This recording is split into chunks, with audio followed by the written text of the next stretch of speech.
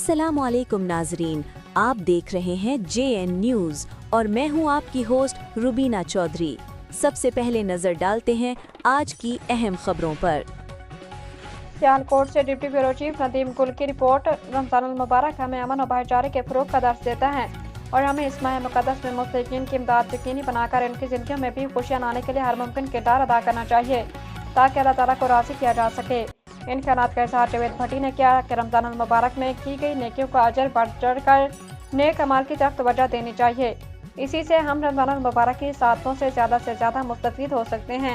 उन्होंने कहा कि रमजानुल मुबारक का महीना मुसलमानों पर रब ताला की बड़ी रहमत और करम नवाजी है।